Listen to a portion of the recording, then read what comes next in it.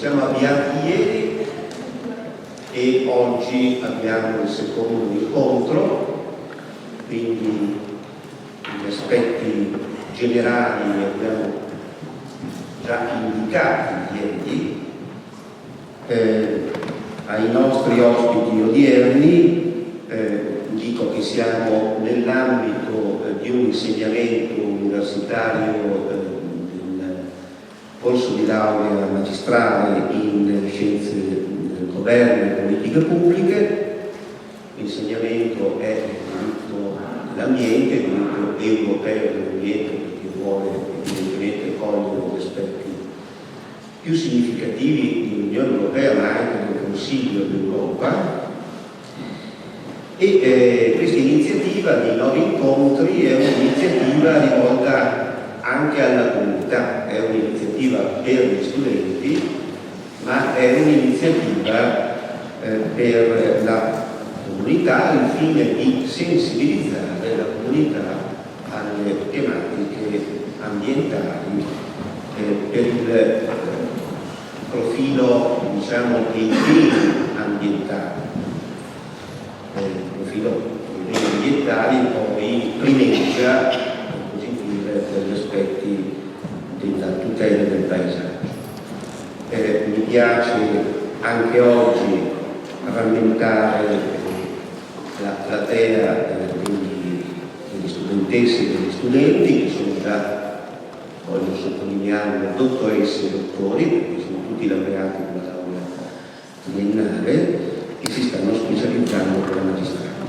Sono aiutato in modo particolare, e ringrazio, da Anan Araic, Andrea Gavin e Simone Cacco, che sono i miei laureati o laureati. Già ieri abbiamo visto qualche cosa dell'ambiente sotto il profilo giuridico, del paesaggio, e abbiamo incontrato il paesaggio come valore costituzionale. Abbiamo visto che è valore supremo, tanto più dopo la modifica dell'articolo 9 e dell'articolo 41 della Costituzione, tanto che, secondo una prospettiva strettamente scientifica, non è un'opzione politica, una prospettiva strettamente scientifica della scienza del diritto costituzionale, possiamo dire che, possiamo ribadire, perché già ieri l'abbiamo detto, che il valore o l'interesse pubblico, paesaggio, beni ambientali, è un valore che primeggia su altri valori. E i valori costituzionali non sono esattamente tutti sullo stesso piano e eventuali conflitti tra interessi e valori costituzionali non possono essere risolti sempre attraverso il principio o il criterio del bilanciamento tra interessi e opposizione, vanno piuttosto risolti secondo il criterio gradualistico, per cui prevale un interesse su un altro e deve in qualche modo questo interesse prevalente espandersi in tempo e l'altro diciamo si espande nella misura in cui non danneggia il più interesse. Oltre ad essere un valore costituzionale, il paesaggio e l'ambiente è anche una materia. È una materia da disciplinare e da amministrare. Ecco, questa sera abbiamo l'opportunità con i nostri ospiti, che ho avuto la cortesia appunto di citare l'invito a relazionare questa sera, abbiamo l'opportunità di riflettere sul sistema istituzionale, un sistema che decide, che produce le regole e che amministra e che cura in concreto gli interessi pubblici, gli interessi della comunità. Due aspetti, davvero due aspetti fondamentali, costituzionali. Il nostro sistema istituzionale istituzionali in base all'articolo 114 della Costituzione è chiaramente un sistema dove ci sono più enti pubblici fondamentali, tanto che è fisiologico, non è patologia di sistema, ma è fisiologia parlare di pluralismo istituzionale. Un pluralismo istituzionale che ci conduce il più possibile verso le amministrazioni, gli enti territoriali più vicini alla comunità. Queste frecce che vedete sono delle frecce che ci conducono necessariamente verso l'ente locale comune, eventualmente la provincia, e poi se neppure la provincia è idonea, allora si passa alla regione. C'è una propensione verso gli enti più prossimi alla comunità, e questo è un aspetto che noi ricaviamo dai principi fondamentali, in particolare dall'articolo 5 della Costituzione, secondo cui la Repubblica, devo dire le istituzioni pubbliche, la Repubblica riconosce e promuove le autonomie locali. Questi sono gli enti territoriali, ma oltre agli enti territoriali ci sono gli enti funzionali o gli enti strumentali e anche organi decentrati degli enti territoriali. Il sistema quindi, diviene anche più articolato rispetto a quello che è già descritto all'articolo 114, un sistema più articolato che si sperimenta attraverso la legislazione ordinaria, e anche questo è un dato, fisiologico, non è patologia di sistema. Qui indico del tutto così un esempio, in forma di esempio, per lo Stato, un ente dipendente o ente strumentale, l'ISPRA, l'Istituto Superiore per la Protezione e la Ricerca Ambientale, un altro ente strumentale, un ente parco statale delle Dolomiti Bellunesi, e un organo invece decentrato dello Stato è la Soprintendenza delle Arti Paesaggio per le province di Venezia, Belluno, Parma e Trento. Le soprintendenze sono strutture decentrate, organi decentrati del Ministero della Cultura, che a sua volta è organo di governo dello Stato, l'ente rimane lo Stato. A sua volta una regione, come la Regione Veneto, ha i suoi enti funzionali e strumentali. Nella nostra materia possiamo richiamare l'attenzione sull'ARPAB, l'Agenzia regionale per la prevenzione e protezione ambientale del Veneto, richiamiamo l'attenzione sull'ente parco regionale con Lugani, non è l'unico ente parco, ma sicuramente è quello, più noto e comunque il primo istituito nel Veneto e dalla Regione Veneto, e ancora possiamo ricordare come ente dipendente l'Istituto regionale per le Ville Veneto. Il sistema si complica ancora di più passando all'esterno, cioè fuori dallo Stato non c'è il vuoto. Ovviamente ci sono gli altri Stati, ma gli altri Stati sono in una posizione grosso modo di indipendenza rispetto a qualsiasi altro Stato. Invece ci sono delle posizioni che sono intrecciate in qualche modo in relazione a determinati enti internazionali. Possiamo ricordare per il nostro Paese in particolare gli enti internazionali a livello mondiale come l'ONU, come l'UNESCO per la tutela proprio del patrimonio culturale, e a livello europeo l'Unione Europea e il Consiglio d'Europa, che alcuni confondono come organo dell'Unione, ma che in realtà è un ente europeo del tutto distinto.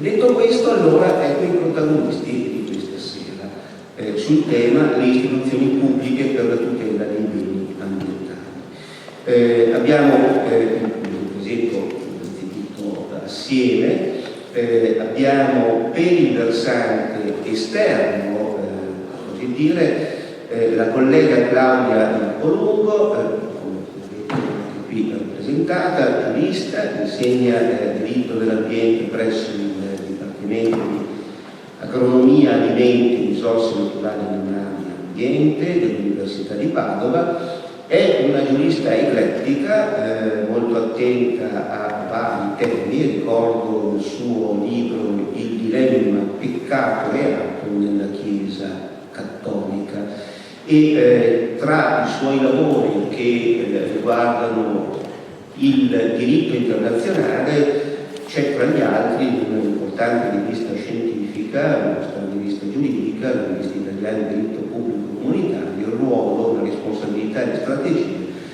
dell'Organizzazione Mondiale del Commercio nella lotta alla povertà e alla esclusione.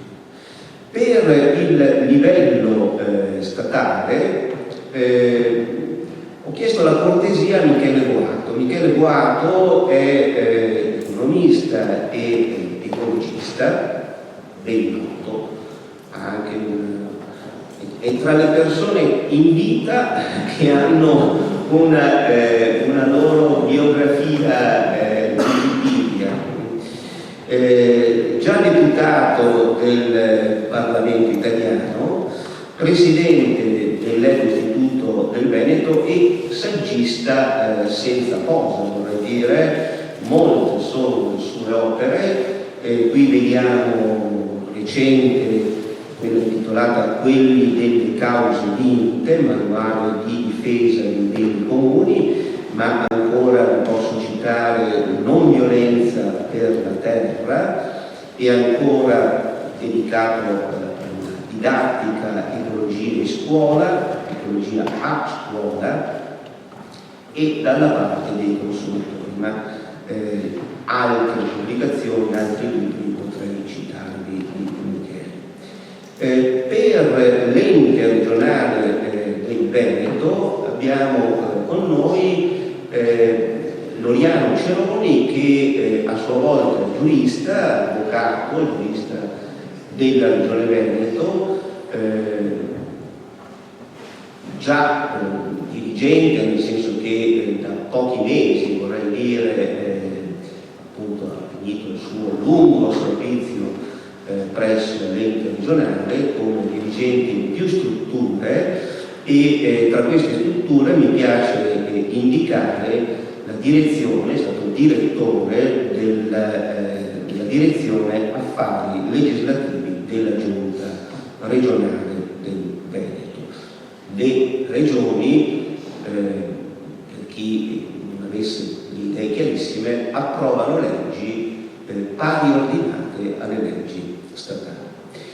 E infine, anzi non infine, perché poi infine abbiamo chi farà una sintesi, per l'ente strumentale, per gli enti strumentali abbiamo con noi Matteo Turlon, che è geologo ed è direttore dell'ente parco regionale Colli Eurali e già coordinatore del tavolo tecnico per la valutazione ambientale strategica, la PAS, della Regione Veneto, quindi anche qui ha una forte esperienza istituzionale.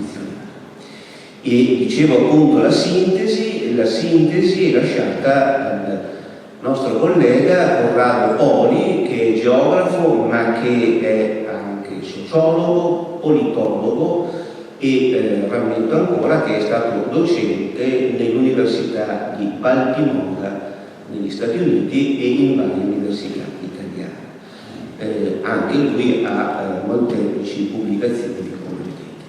Direi di iniziare senza indugio. Dunque, ieri sera ci siamo trovati abbastanza bene nell'esporre eventualmente anche qui in piedi, se ti può far piacere Claudia, altrimenti se vuoi rimanere seduta lì funziona benissimo. Qui ci sono le diapositive pure già pronte, e sono forse queste, eccole. Qui abbiamo anche il mouse, quindi la parola alla professoressa Claudia Marcucci.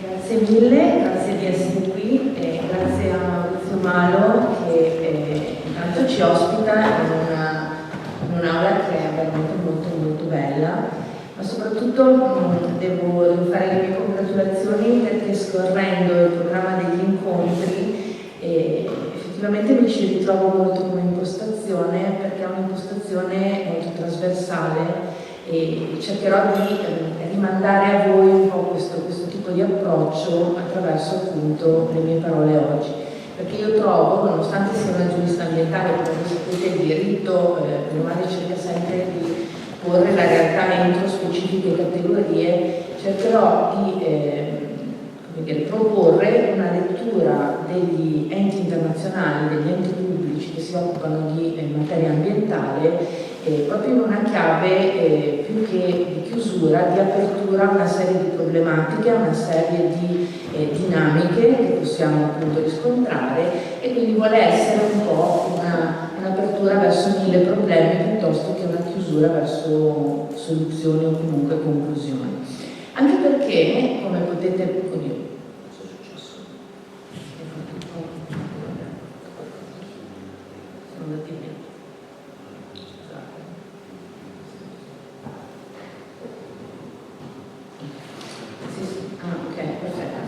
Anche perché se proprio vogliamo partirò da giurista e poi dopo vedrete come virerò la rotta, no? Se vogliamo essere precisi, solo partendo dai 3 argomenti che rappresentano un po' il filo conduttore, e credo che sia stata una scelta strategica azzeccata del professor Malo, il concetto di suolo, se chiedete una definizione a un giurista che si occupa di diritto privato, sicuramente vi darà una risposta profondamente diversa da un giurista che si occupa di diritto pubblico. E la cosa diventerà ancora più diversa se chiediamo di parlare di suolo a persone che si occupano, a scienziati che si occupano delle scienze pure. Già definire il termine suolo e quindi parlarne evidentemente comporta tutta una serie di precisazioni che devono essere fatte e che voi fortunatamente farete nel corso di questi incontri. Lo stesso vale per il termine beni ambientali, come vedremo. E tra l'altro, come immagino molti di voi sapranno, il concetto di bene ha portato tutta una serie di riflessioni, e per un economista il bene ha una particolare accezione, quindi sarà più portato a ragionare in termini di risorse. E poi, per non parlare poi del concetto di paesaggio, che visto che siete tutti laureati, immagino appunto che abbiate seguito tutta la cronostoria della declinazione del paesaggio all'interno della sensibilità letterale, della sensibilità giuridica e della sensibilità artistica.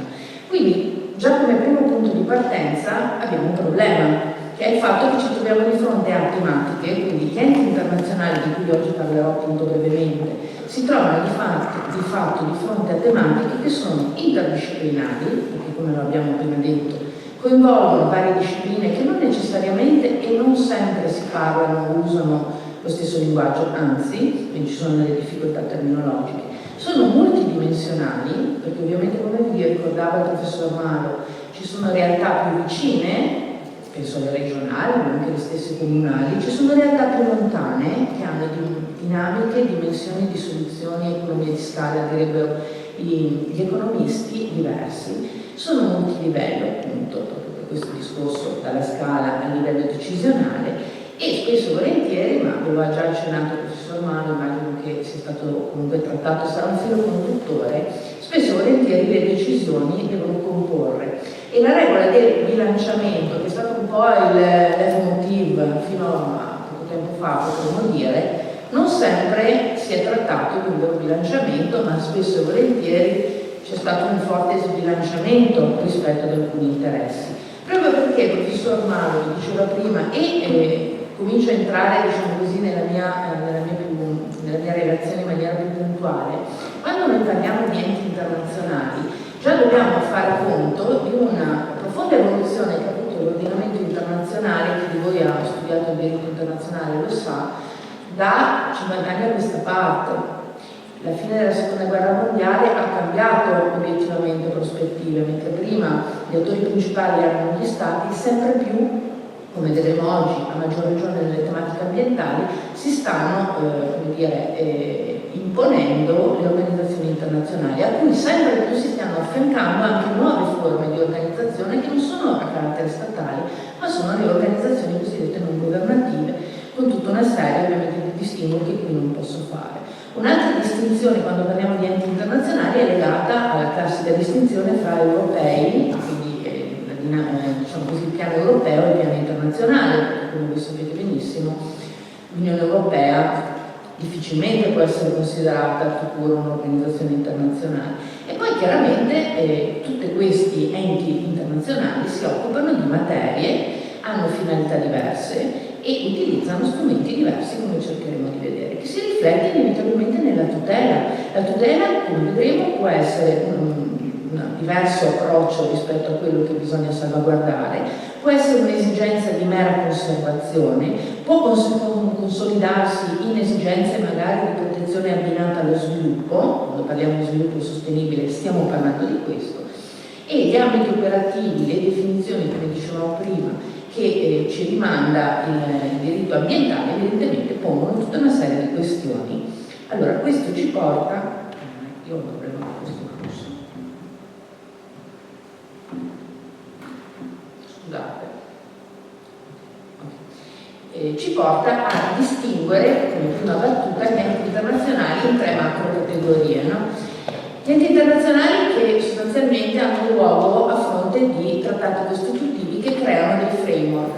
L'Organizzazione Mondiale della Salute è un tipico esempio, no? Ovviamente comporta l'interazione dello Stato e degli Stati, ma evidentemente ciò che è la sua funzione propria è quella di creare un framework di regole e di funzionamento. Quindi direte, ma cosa c'entra l'Organizzazione Mondiale della Salute? Lo spiego fra un attimo, perché il concetto di ambiente ovviamente non può più essere circoscritto nella mera accezione geografica, territoriale, ma qualcosa che si sta sviluppando in un'ottica molto più ampia. Una seconda fattispecie è quella della regolazione di specifici ambiti facilitando regimi. Pensate alla creazione all'interno delle Nazioni Unite di quello che è il framework, ad esempio, solo però per facilitare il regime, nella regolamentazione di quelli che sono i fenomeni derivanti dal climate change, tanto per fare un esempio.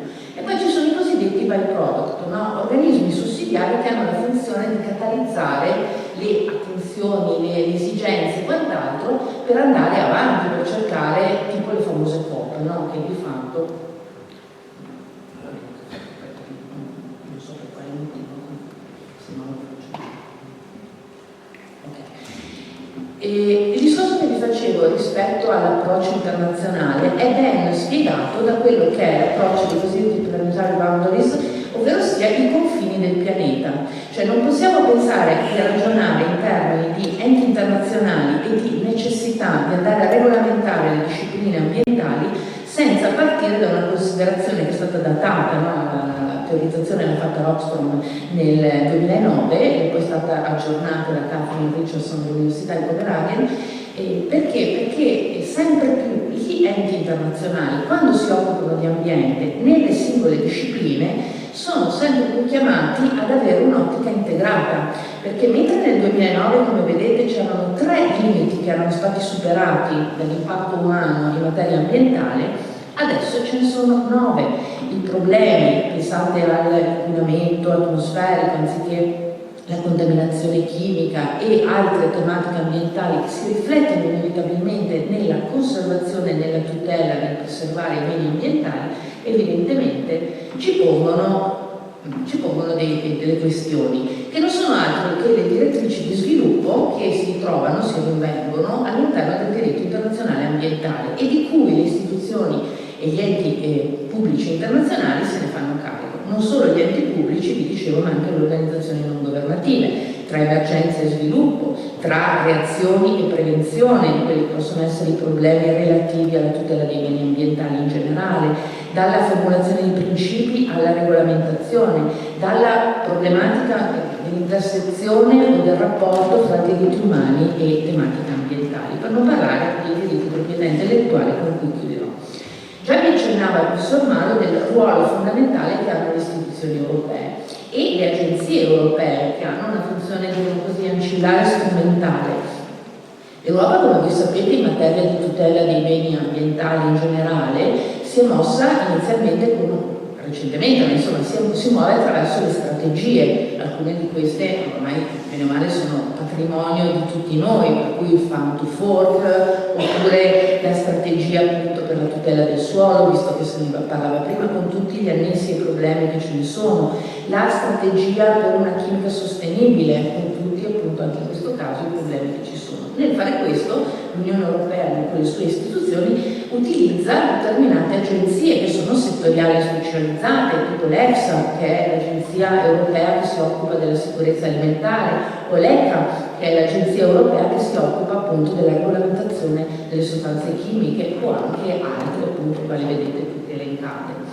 Quando noi invece parliamo di istituzioni internazionali, e quando si complica non solo perché ovviamente vi è una certa omogeneità fra gli Stati europei, che naturalmente non è rinvenibile a livello internazionale, ma perché da una parte, come mi hanno insegnato sicuramente, ci sono organizzazioni a vocazione universale, le Nazioni Unite sono le prime, ma ci sono anche vocazioni a livello organizzazioni a livello settoriale o a vocazione regionale. Ovviamente non mi posso soffermare, però per il nostro tema un ruolo fondamentale è la famosa UNEP, che adesso ovviamente ha cambiato nome dal 16 e si chiama United Nations Environment, o l'UNESCO di cui si parlava prima, la FAO, perché diciamo così, la conservazione dei beni ambientali, a prescindere da quelle che possono essere gli sprechi alimentari, la gestione della catena alimentare e preservare la catena alimentare, evidentemente ha una sua rilevanza.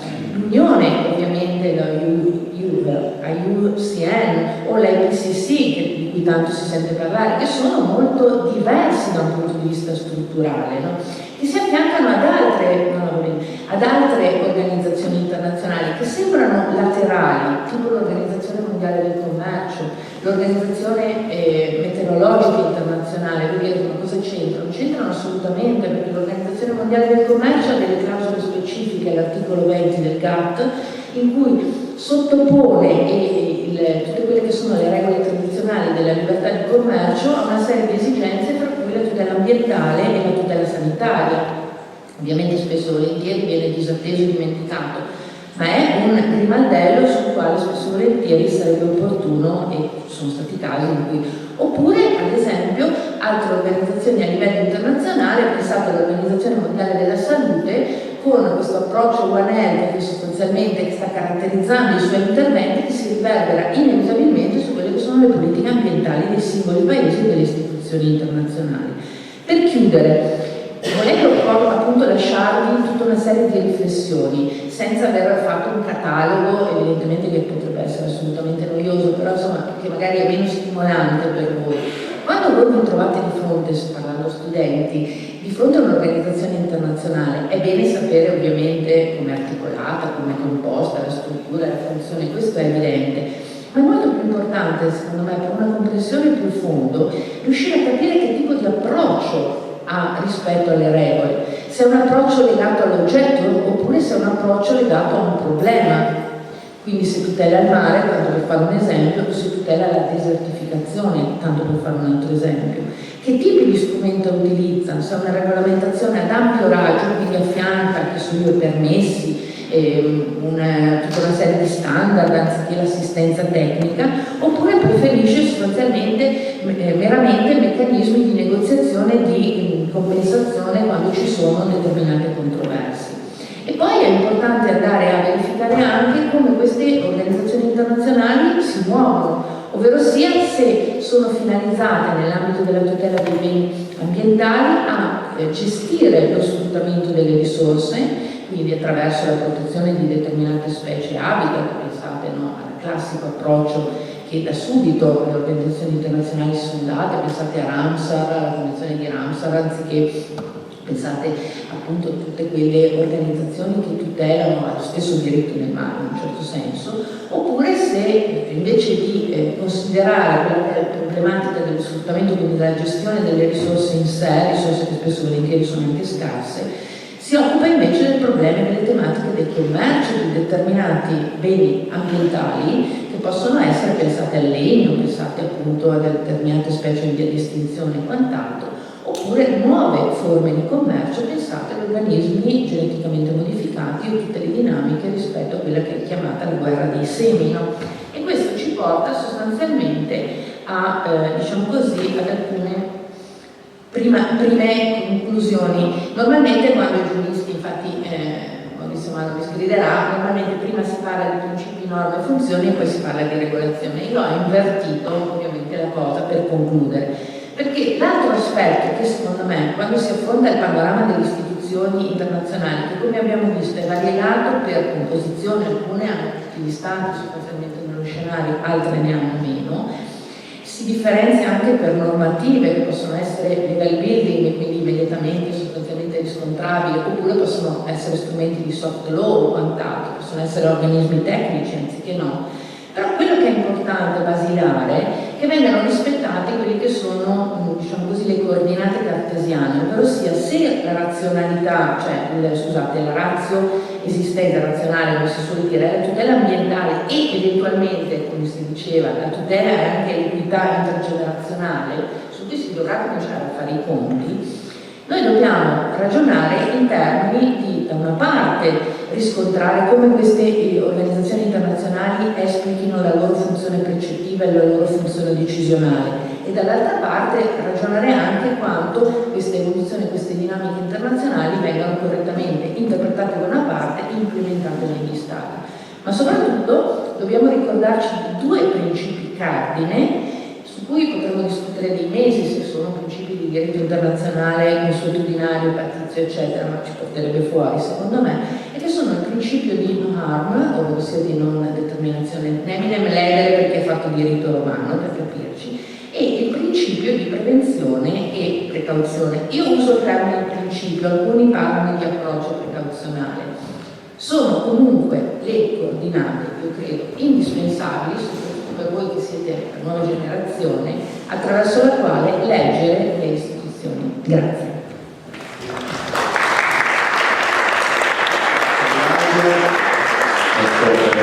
Questi sono dei primi approcci con queste complicate materie, diciamo il diritto internazionale, avete capito che è particolarmente complesso, e in realtà questo è un primo percorso, poi cercheremo di effettuare delle analisi in un secondo momento, in un secondo periodo. Il tentativo è anche quello di consolidarsi, cioè di stabilizzare un rapporto che vorrebbe essere costitutivo anche di un gruppo affezionato ai beni ambientali.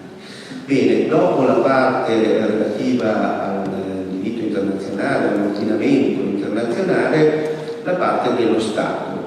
Lo Stato. E per questi aspetti abbiamo appunto Michele Boato, che è stato già un deputato del Parlamento, nella Camera dei Deputati, ed è persona assai attenta a tutto il sistema istituzionale e in particolare il sistema statale. A te, Michele. Sì. Buonasera. Io ho fatto l'esploratore dentro allo Stato, nel senso che dopo aver insegnato e continuare a insegnare diritto e economia alle superiori mi sono trovato catapultato nell'87-88, un anno e mezzo, poi ho salutato la compagnia dentro il Parlamento, e la mia relazione parte da questo per passare dalla carta che insegnavo, la carta costituzionale, alla realtà concreta. E tutti mi chiedevano e quindi rispondevo. Nel Parlamento 630 eravamo allora, 400 adesso alla Camera. L'attività dei parlamentari è fondamentale, non si vede quasi mai, in televisione si vede il governo, qualche volta i capigruppo, qualche portavoce, non si vede l'attività vera, è nelle commissioni. Lì avviene il 90% dell'attività che poi diventa legge e che poi appunto diventa realtà. Nelle commissioni il lavoro è un lavoro fatto da un terzo dei deputati, i deputati si dividono in 3 terzi, quindi un terzo lavora, un terzo non si fa mai vedere proprio e un terzo fa interessi di qualcuno per cui è lì, ma non lavora, fa interessi, che è diverso dal bene comune. Quel terzo che lavora è quasi sempre sconosciuto, quasi sempre, è quello che non viene rieletto la volta dopo, eccetera. Si parte dai progetti di legge, si presentano i progetti di legge, ogni deputato può presentarli, ci sono anche i progetti di legge di iniziativa popolare, ma in Italia non hanno alcun seguito, rimangono nei cassetti e vengono abbandonati. Quindi tutti quelli che si affaticano a raccogliere le firme per i progetti di legge di iniziativa popolare, ahimè, lo fanno solo per porre un problema, non perché quello diventerà una proposta di legge discussa in Parlamento. I parlamentari faranno in modo che non venga mai discussa. Questa è la storia dei nostri 70 anni. I progetti di legge talvolta diventano anche legge e io ho assistito per esempio ai primi 2 anni di una legge fondamentale, la legge dei parchi e delle riserve, 42 parchi e 22 se non sbaglio riserve marine, ci ha messo 4 anni a diventare legge, una discussione enorme, ma alla fine è la legge attualmente in vigore dei parchi nazionali e delle riserve marine e delle altre, ci sono altre categorie, ma insomma questi sono dall'87 al 91.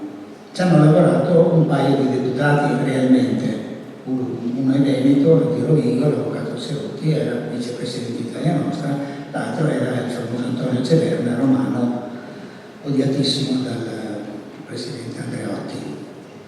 Questi 2 hanno lavorato, gli altri hanno in parte collaborato, in parte sabotato, ma alla fine la cosa è andata in fondo perché c'era un rapporto fra la popolazione e l'istituzione, c'era un forte rapporto, le associazioni in particolare WWF, Legambiente Neonata, Pro Natura eccetera, premevano pesantemente, ma non solo come associazioni, c'erano molte forze anche economiche, albergatori, talvolta sindaci eccetera, che davano il loro consenso o dissenso a questo tema. Altre leggi sono diventate leggi magari molto dopo quando sono state presentate, per esempio la proibizione del tiro al volo agli animali, la difesa del suolo, ci ha messo una vita a diventare legge, però bene o male quando una legge viene presentata, se ha un contenuto valido, alla fine incide nella legislazione.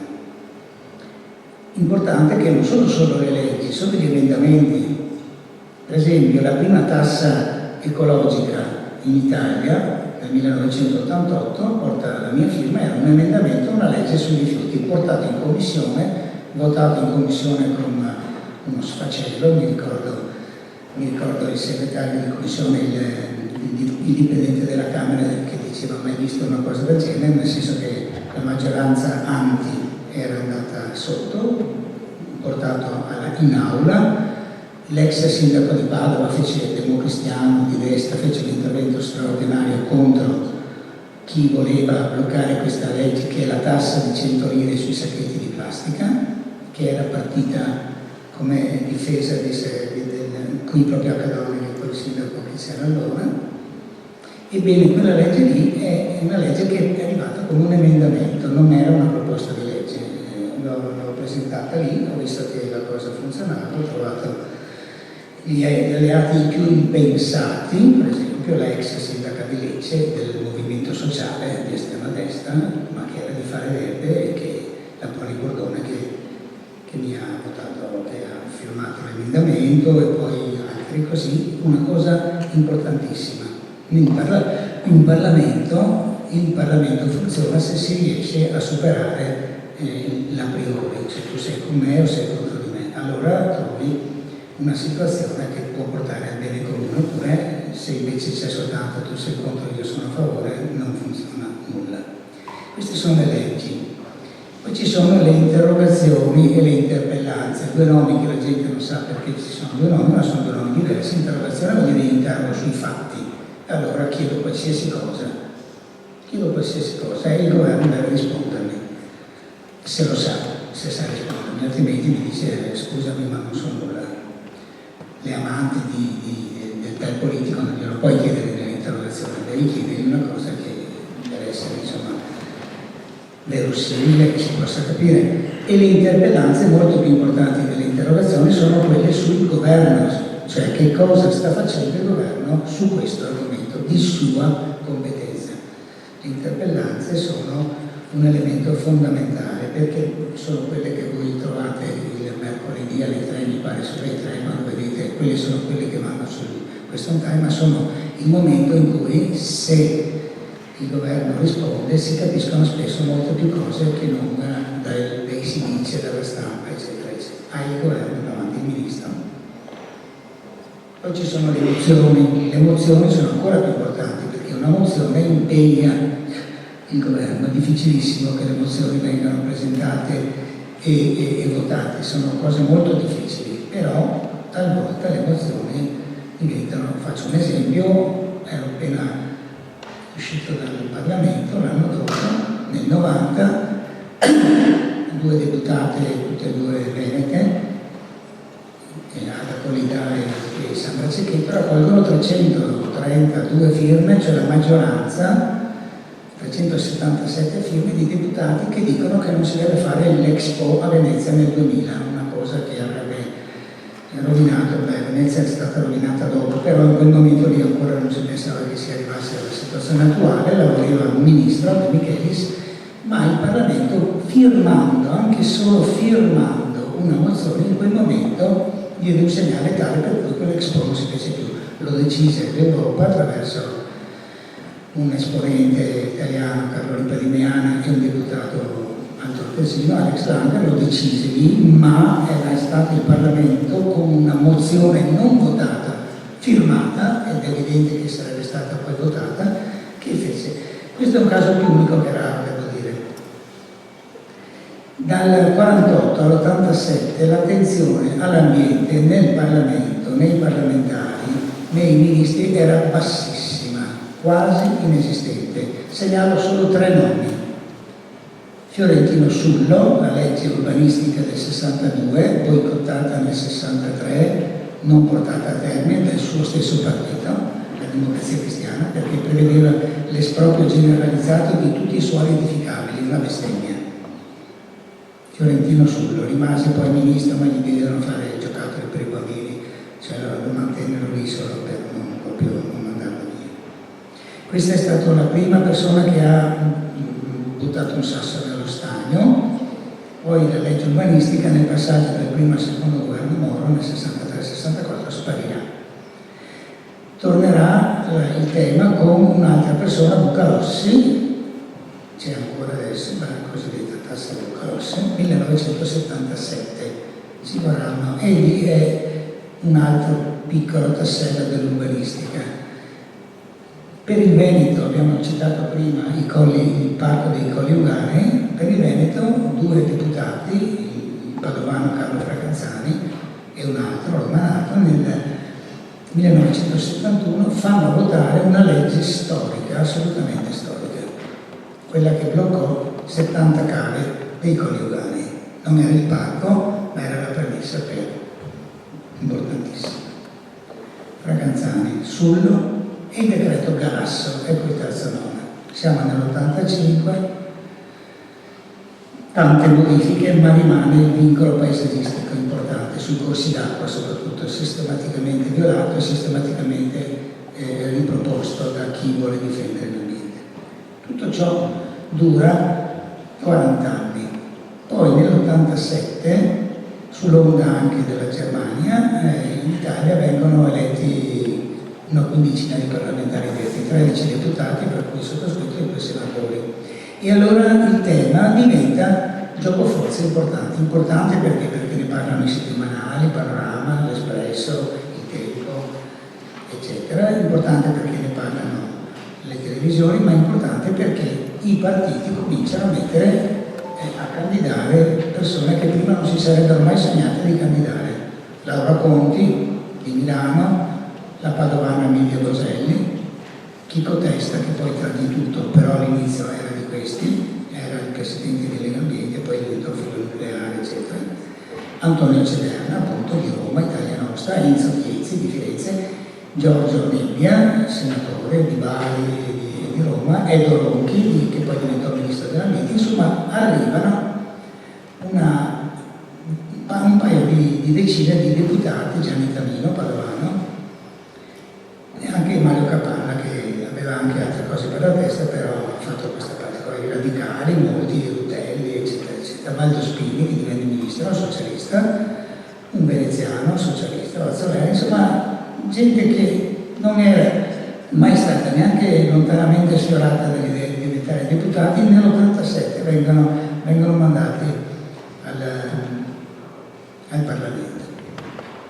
Ce n'erano alcuni eccezionali di questi, ne ho citati in mezzo, alcuni veramente lavoratori. C'era un Fiandrotti, socialista animalista, che lavorava con un matto, poi non hanno più ricandidato, ma insomma così. E nell'87, appena eletti, si fece una legge che bisognava fare per fare il referendum sul nucleare, perché la svolta ambientalista in Italia è del referendum sul nucleare, ma non si poteva fare, perché era scritto per legge che non si può tenere un referendum nello stesso anno in cui si tiene una elezione. Ci voleva una legge che cambiasse questa legge, e anche questa fu trasversale. Claudio Martelli, socialista, Laura Conti, comunista, Gianni Mattioli, verde, il mio fratello Marco, dei Verdi. Questi sono quelli che hanno cambiato la situazione, perché hanno spaccato anche la maggioranza, perché c'era un pentapartito, però ecco che c'è un Claudio Martelli che spacca il pentapartito e diventa legge. La stessa cosa succede nell'88 con un'altra legge molto importante. C'era il disastro del mare Adriatico, l'eutrofizzazione. Il Giorgio Nebbia, professore universitario, oltre che senatore, aveva studiato il tema, era necessario ridurre il fosforo, impedito dalla Coldiretti di impedire il fosforo nei diserbanti, nei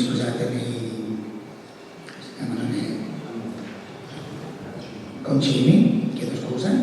Giorgio Nebbia propone, ma andiamo sui detersivi, che è molto più facile, basta fare una legge all'1% massimo, non più bianco del bianco, la pubblicità, ma 1%. Quella legge va avversata da alcuni sindacati della Calabria, perché c'era la fabbrica di cotone, eccetera. Anche quella legge vede la spaccatura di maggioranze e minoranze, anche in quella legge lì che passa, a un certo punto ci sono delle prese di posizione che non si aspettavano.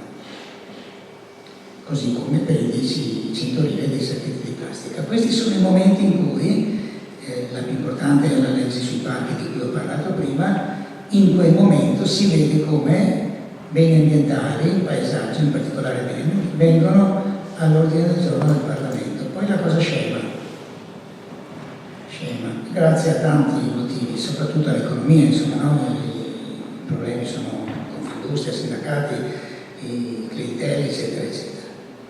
Ma anche dentro al Parlamento, per esempio, per impedire che si votasse le 100 lire dei sacchetti di plastica, la Presidente della Camera, la Nilde Iotti, Santa Nilde Iotti, fa di tutto per impedirlo, addirittura sbaglia di mettere ai voti gli emendamenti, in maniera che si deve passare la settimana dopo, dando il tempo per una settimana a tutti i giornali nazionali di fare pagine intere dicendo che se passa quella legge ci saranno decine di migliaia di disoccupati, eccetera.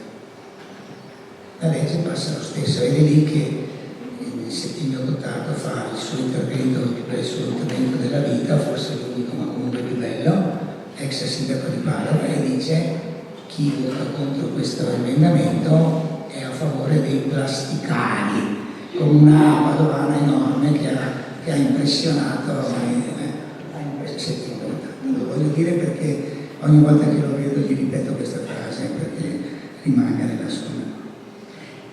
Questa cosa passò anche perché il ministro dell'ambiente, un socialista, ma un socialista molto serio, Giorgio Uffaro, che ha scritto fior di libri sui problemi ambientali, disse: il governo è d'accordo. Non era vero. Il governo si è spaccato su quella cosa lì, ma lui era in aula a nome del governo e lui ha detto: il governo è d'accordo, e quindi passò questa legge.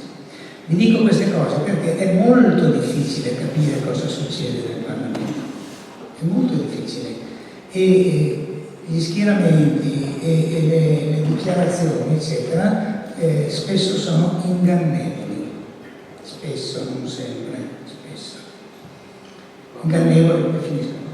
molti anche meno, ho finito. Ingannevole, per esempio, vi dico, quando passò questa legge che aveva la mia firma, ci fu un deputato, Chico Testa, che corse in sala stampa a dire ai giornalisti che era passata la sua legge. Il giornale, qualcuno riportò che era stata la legge di Chico Testa. Ingannevole sono cose, insomma, che uno per capirle qualche volta ci mette anche molto. Arriviamo al 1991, la legge, e arriviamo al governo. Parlo del governo per dire come prima, dall'84 all'88, per esempio su un tema enorme come lo scarico a mare dei fanghi dell'industria di Marghera, 3.600 tonnellate al giorno con una nave carica che li scaricavano, fanghi al fosforo, perciò l'eutrofizzazione. Il ministro di allora, il ministro Carta, ministro della Marina eccetera, fece prima revocata l'autorizzazione, poi 2 giorni dopo la riautorizza, poi dà un limite, ma questo limite di tempo viene mantenuto solo per 200-300 di queste tonnellate, poi ne dà un altro, ma ci vogliono le barche nostre che bloccano la nave, ci vogliono le denunce, ci vuole un processo. E c'è un tentativo di omicidio anche del capitano della nave, che è stato poi lui appunto condannato per tentativo di omicidio da Achille L. Insomma, tutto questo alla fine porta che si blocca nell'88, dopo 4 anni si blocca lo scarico, ma quella legge che ha una firma, anzi questo decreto ministeriale che ha una firma illustre di Lorenzo, quello ve lo ricordate, quello che andò in galera per la sanità, quel De Lorenzo che firmò il blocco, perché alle spalle c'era stata una marea di intersezioni popolari, ambientali e addirittura industriali, gli albergatori dell'Emilia Romagna che erano con noi perché non potevano più ospitare i tedeschi che avevano lanciato una campagna di stampa contro l'Italia. Finisco con il presidente Goria, nessuno sa che sia mai esistito.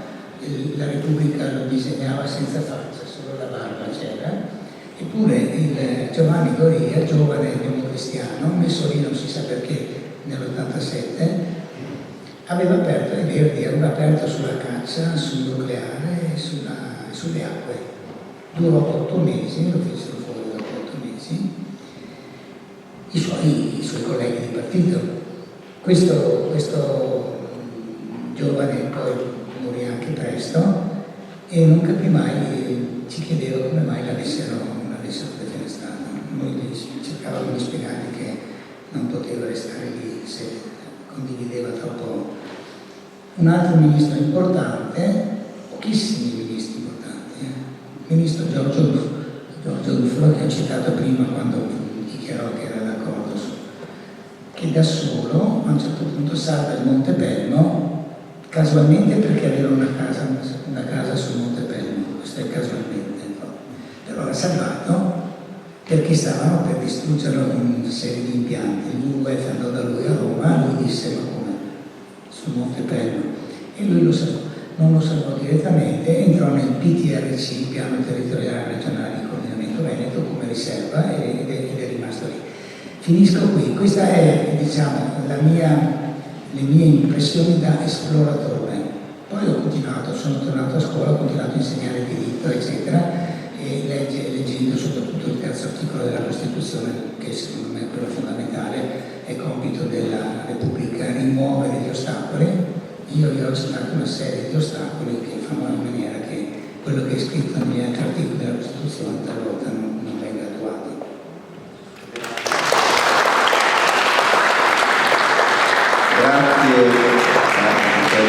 Per questa bella, direi, lezione di storia parlamentare. Vorrei dire che ci ha raccontato una parte della Prima Repubblica per la Seconda Repubblica e eventualmente hai anche una prossima volta, ma in realtà tornerà Michele in realtà per parlarci di movimenti, quando parleremo di privati che si occupano della tutela dell'ambiente e del paesaggio.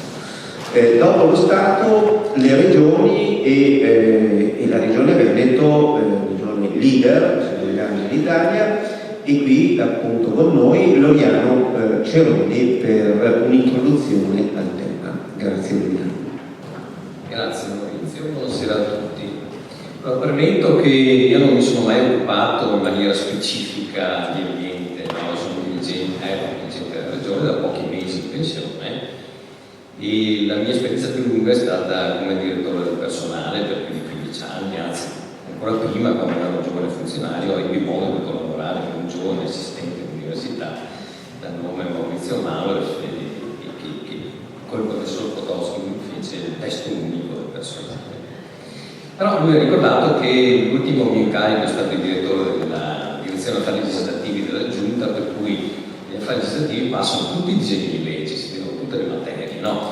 Non sei un esperto di una singola materia, ma devi approfondire poi quello che ti viene sottoposto e che verrà poi portato in aula per l'approvazione da parte del Consiglio regionale. Bene, ecco, il mio breve intervento, un quarto d'ora sarà anche più efficiente, anzi ne avanziamo, e riguarda le competenze di questi enti territoriali. Allora, il professor Malo vi ha parlato spesso dell'articolo 9 della Costituzione. Io parto invece dal titolo quinto, il titolo quinto della nostra Carta Costituzionale, tanto discusso in questi mesi, no? Soprattutto per il 116, terzo, dove le regioni reclamano per il disegno di legge Calderoli maggiore autonomia in tante materie. Ecco, però partiamo dall'inizio del titolo quinto. Il titolo quinto, con la riforma che c'è stata con la legge costituzionale 1 del 99 e 3 del 2003 e del 2001, scusate, che cosa ha fatto? Ha detto la Repubblica, non lo Stato, la Repubblica è costituita da comuni, province, città metropolitane, che sono le province capoluogo di regione, regioni e Stato, per cui le ha messe tutte in una situazione, io direi, di tendenziale equiordinazione, non proprio perché mantengono le loro differenze, ma la differenza tra un comune, grande o piccolo che sia, e lo Stato, secondo il dettato e lo spirito della nostra Carta Costituzionale, la differenza sta nelle competenze. Non è che un ente vale più di un altro, la regione non vale meno dello Stato, il comune non vale meno della regione. Sono tutte parti costituenti della nostra Repubblica. Ecco, questo lo dicevo sempre agli studenti quando venivano a Palazzo Balbi, vengono studenti dei superiori, fanno la visita al palazzo, io mi spiego tutto, e dopo l'esecutivo gli faceva 2 minuti di infarinatura di diritto costituzionale. E gli dicevo questo, e gli dicevo anche, guardate, siete fortunatissimi perché voi avete una Carta Costituzionale che vi dice nei primi articoli che siete dei sovrani, voi siete dei sovrani, a differenza di altri stati dove c'è il re, c'è l'imperatore, ma tante anche democrazie europee, forse anche di maggior tradizione della nostra, per carità, però nessuno ha la sovranità come voi. Quando andate a votare, attenti in cui siete dei piccoli sovrani, quantomeno quando avrete l'età per andare alle urne. Bene, detto questo, torno proprio sulla nostra carta, sono tutti sullo stesso livello. Tuttavia, che cosa li differenzia? Li differenzia le competenze, e allora vediamo dove sono scritte, cose che probabilmente già avete studiato, che vi passerete, eccetera, però ecco, diciamo che in materia di ambiente, che è la materia specifica di oggi pomeriggio, lo Stato ha la legislazione esclusiva. Voi vedete il comma 2 dell'articolo 117, perfetto, grazie. E proprio l'ultima lettera S, tutela dell'ambiente e dell'ecosistema dei beni culturali. Per cui dite, bene, allora le competenze esclusive dello Stato sono a posto, e magari fosse così. No, perché il 117 ha anche il terzo comma dove sono elencate le materie di legislazione concorrente. Qui sono 20 materie di legislazione concorrente. Le materie di competenza esclusiva dello Stato sono 18. Tra le materie di legislazione concorrente voi trovate il governo del territorio, voi trovate la valorizzazione dei beni ambientali, trovate la salute, trovate i trasporti, trovate un insieme di sottomaterie e sottomaterie che si intersecano in maniera inscindibile con la tutela dell'ambiente. Ma allora il titolo quinto della Costituzione, così come è stato riformato, non è è che ci ha aiutato molto, anzi, se vogliamo dire, ha ancora un po' più complicato le cose. E allora quando le cose si complicano, non citiamo adesso i professionisti legali, ma c'è una corte che fa da arbitro, ed è la Corte Costituzionale. Perciò per stabilire questo spetta a te e questo spetta a me, chi è che decide? La Corte Costituzionale. In che modo viene adita la Corte? O è lo Stato che fa ricorso alla Corte, o meglio impugna la legge, nella misura in cui invita il Consiglio regionale a rivedere la propria legge, il Consiglio regionale la riapprova a maggioranza, a quel punto lo Stato la può impugnare in Corte e lì c'è contenzioso, cioè sia la Regione che lo Stato hanno i propri avvocati e lì si discute e lì esce la giurisprudenza della Corte. Oppure, caso inverso, può essere la Regione che vede che una legge dello Stato invade le proprie competenze o ritiene che siano state invase. A quel punto che cosa succede? La Regione inoltre il ricorso avverso la legge dello Stato in Corte Costituzionale. Vi ho voluto dire questo perché è da questi contenziosi che nasce poi, come dire, il criterio vero di distinzione, nasce dalla giurisprudenza del diritto vivente, cioè quello che vi ho detto, cioè legislazione esclusiva, legislazione concorrente nell'ambito dei principi fondamentali, sono parole importanti, parole come pietre, ma poi il diritto vivente è quello che nasce dal contrasto di interessi e dalla giurisprudenza di chi è chiamato per Costituzione a dirimere questi conflitti. Allora mi direte, ma allora in base a cosa si distinguono le competenze di Stato e Regione? Come già accennava all'inizio Maurizio Malo, la Corte ha tirato fuori alcuni criteri interpretatori, dicendo anzitutto che in questo caso, come proprio i beni ambientali in via specifica, non si tratta di avere a che fare con una materia settoriale, è una materia non materia, perciò, come diceva Maurizio, è un valore costituzionale che non si presta ad automatismi, ma la Corte decide di volta in volta chi spetta la competenza sulla base di una considerazione di qual è l'ente che meglio è in grado di interpretare l'interesse pubblico proprio in concreto.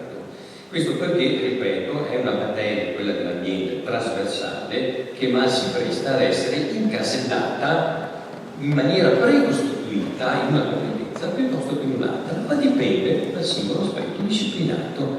Molte volte la Regione può intervenire con una legge dove, secondo lo Stato, si mettono in discussione degli standard minimi da riconoscere in tutto il territorio nazionale, e in quel caso devo dire che la Corte in molte occasioni ha dato una sponda importante allo Stato, con una interpretazione estensiva di quelli che sono gli standard da riconoscere in maniera uniforme su tutto il territorio dello Stato. E il criterio adottato dalla Corte è un criterio teleologico, cioè di scopo, non conta nulla che tu Regione o tu Stato mi dica che è quella tutela dell'ambiente. Non guardo al nomen che viene operato, ma guardo alla finalità di quell'intervento legislativo e decido sulla base di un giudizio che è di ragionevolezza, congruità e proporzionalità in riferimento all'interesse da tutelare. Allora abbiamo detto 117, comma secondo, comma terzo, Corte Costituzionale, criteri per decidere. Ecco, mi rendo conto che non siamo in una materia scientifica, non è che uno più uno faccia due, ma almeno abbiamo trovato come dire, certo. E detto questo, poi la Corte si è anche evoluto questo tipo di orientamento, dicendo che sia un valore costituzionale, però l'ambiente ha un contenuto oggettivo come beni ambiente, così come un contenuto finalistico mirando alla conservazione del bene ambiente, e perciò ha ribadito che comunque adeguati non riducibili standard devono essere riconosciuti in capo all'amministrazione dello Stato. Ecco, questo ci tenevo a dire in modo tale che abbia fatto un po' di, spero, un minimo di chiarezza su quello che è l'intervento della Corte Costituzionale. Esatto, mi vengono in mente proprio i LEP, di cui tanto discussi in queste settimane, no? Bene, allora detto questo, per quanto riguarda le competenze Stato-Regione e i confini assai labili tra le due, possiamo andare avanti e vediamo un po' nel dettaglio invece la Regione Veneto. Anche la Regione ha una sua Costituzione. La Costituzione della Regione si chiama Statuto Regionale, l'ultimo è del 2012 e ha un articolo che si occupa in maniera specifica dell'ambiente. L'articolo 8 del nostro statuto è un bel articolo, veramente bello, perché dopo vi farò vedere come dalle parole si passa ai fatti, cioè c'è tutta poi dietro l'organizzazione. Allora l'articolo 8, direi velocissimamente, c'è il comma 1 dove dice che il Veneto, nel rispetto del principio di responsabilità nei confronti delle generazioni future, pensate che visione hanno avuto anche chiamiamoli tra virgolette costituiti regionali, opera per assicurare la conservazione e il risanamento dell'ambiente attraverso il governo del territorio volto a tutelare l'aria, la terra, l'acqua, la flora, la fauna, quali beni e risorse comuni. Passo al quarto comma veloce. La Regione tutela e valorizza gli aspetti tipici e caratteristici dell'ambiente e delle produzioni venete. 5. La Regione tutela il paesaggio, ecco qui un'altra parola chiave per voi, e riconosce l'importanza delle attività rurali forestali ai fini del miglioramento della qualità della vita, della tutela della biodiversità, sicurezza alimentare e salvaguardia del territorio. Da ultimo, comma 6, la Regione riconosce e garantisce il diritto dei cittadini a essere informati sulle condizioni di qualità dell'ambiente, i rischi per la salute e avviando situazioni di criticità che si manifestano sul suo territorio. Ora, io ve l'ho letto un po' velocemente, però questo mi dà il là per farvi capire come l'articolo 8 poi venga tradotto in pratica nell'organizzazione regionale. Allora, possiamo andare anche un po', grazie. Ecco, l'organizzazione regionale interna che ha delle macro strutture che si chiamano aree. Una delle aree importante è l'area tutela e sicurezza del territorio, all'interno della quale c'è la direzione ambiente e transizione ecologica, così come c'è la direzione urbanistica, che è un'altra articolazione interna agli uffici della Regione Veneto, giunta regionale. Ma la Regione, per dare attuazione a questo articolo 8 che abbiamo velocemente letto, non è che si ferma alla propria organizzazione interna, ma ha una serie di enti che costituiscono braccio operativo della Regione. Ora, parto dall'ultimo comma. Quando dice che la Regione conosce e garantisce il diritto ai cittadini a essere informati sulle qualità dell'ambiente, sui rischi della salute, eccetera, eccetera, eccetera, ecco qui c'è un ente che si occupa di questo, che è l'APAV. L'APAV, che è stato costituito con la legge regionale 32 del 96, sulla base peraltro della legge quadro nazionale, ecco, è l'ente che dà attuazione proprio al principio dell'articolo 8,6 dello Statuto regionale. Ora, parlare dell'APAV ci porterebbe, andiamo veloci. È un ente che prima non è stato citato, secondo me importantissimo, è il Veneto Agricoltura, istituito con legge regionale 37 del 2014, assume in sé 3 enti: l'ente di sviluppo agricolo del Veneto, l'azienda regionale foreste, l'istituto lattiero caseario di Chieti. Anche questo è un grosso ente, come è grosso anche l'APAV, che si occupa proprio di tematiche, anche di tematiche ambientali. A voi basta vedere velocemente la legge istitutiva, la trovate naturalmente. A voi non devo insegnare niente, ormai in internet si trova tutto. Bene, le funzioni dell'agenzia proprio sono la ricerca applicata alla sperimentazione e la sostenibilità ambientale, la diffusione e il supporto al trasferimento al sistema produttivo e alle imprese della sostenibilità ambientale, salvaguardia della biodiversità vegetale e animale, censire il patrimonio ambientale costituito da fauna selvatica, studiare lo stato, l'evoluzione dei rapporti con altre componenti ambientali. Cioè, Veneto Agricoltura, che conosco bene perché ho fatto il direttore amministrativo lì, è un ente straordinario, perché pensate, solo uno di questi mega enti che sono stati approvati in AVIS per Veneto Agricoltura, l'azienda foreste, gestisce tutte le foreste del Veneto, una volta c'era l'agenzia statale del demanio, delle foreste demaniali, che peraltro il demanio non è una dizione sbagliata, perché il patrimonio è disponibile dal punto di vista giuridico. Però, ecco, l'azienda regionale delle foreste, che fu una intuizione poi veneta, gestiva tutte le foreste del Veneto. Non so se qualcuno di voi conosce il Cansiglio, le foreste del Cansiglio, Valle Vecchia con la spiaggia della Russa, che è una delle spiagge naturalistiche penso uniche in tutto l'Adriatico, ma non c'è per esempio il Bosco Nordio a Chioggia, dove sono riusciti a salvare dall'estinzione dei rospetti, che non mi ricordo neanche come si chiamino, ma insomma sono delle realtà straordinarie e noi le conosciamo poco, tutto sommato, veramente poco. Questi sono gli enti, e dopo io mi fermo, ci sono gli enti parco. Gli enti parco, lascio la parola poi al collega, perché abbiamo il Colli, abbiamo il parco della Lessinia, il parco Tetta del Po, Sile, eccetera, eccetera, ma ne parlerà lui. Ecco. Per finire io direi, e ci rimane proprio pochissimo, l'ente parco e gli altri enti territoriali che abbiamo all'inizio citato dall'articolo 114 della Costituzione, cioè le province e i comuni. Parlare delle province è imprescindibile parlare della legge del Rio, che in quell'epoca, quando c'era il governo Renzi, era un po' nell'occhio del ciclone, nel senso che si voleva togliere in buona sostanza un livello istituzionale. E con la legge del Rio le province sono state, come dire, asciugate e a loro sono state riservate solo poche funzioni fondamentali. Ecco, tra queste funzioni fondamentali delle province c'è proprio la valorizzazione dell'ambiente e gli ambiti sovracomunali, perciò piani provinciali che interessano più comuni, i rifiuti, eccetera, eccetera, eccetera. Anche qui il ragionamento ci porterebbe molto lontano. Passiamo da ultimo ai comuni. I comuni svolgono, attenzione, anche qui Costituzione alla mano, spettano a loro le funzioni amministrative, articolo 118.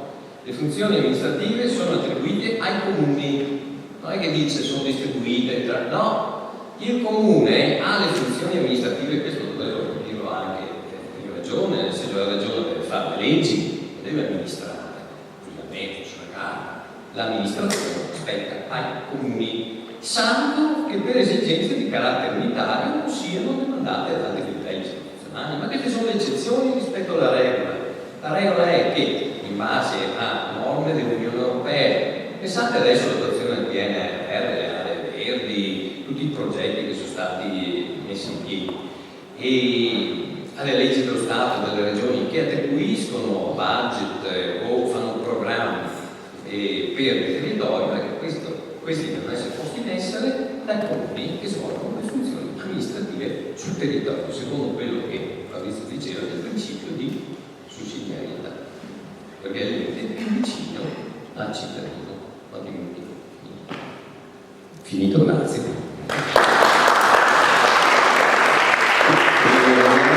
Grazie, molto lucido e molto efficace, anche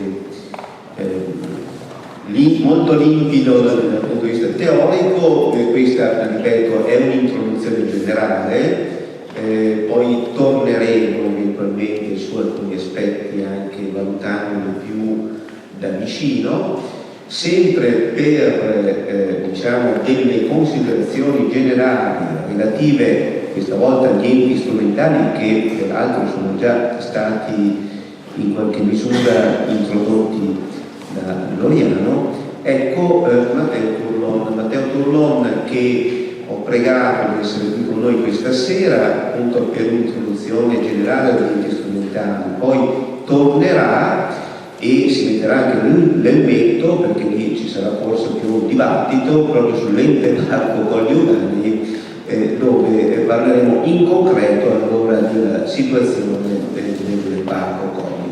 Ma vediamo in generale gli aspetti degli enti strumentali con Matteo. Buonasera a tutti, grazie professore. Allora, cercheremo di dare una brevissima introduzione relativamente a questo ente strumentale ente parco regionale di Monteverdi. Come si diceva poc'anzi, l'istituzione è stato il primo ente regionale parco a essere istituito in Regione Veneto con legge regionale 38 dell'89.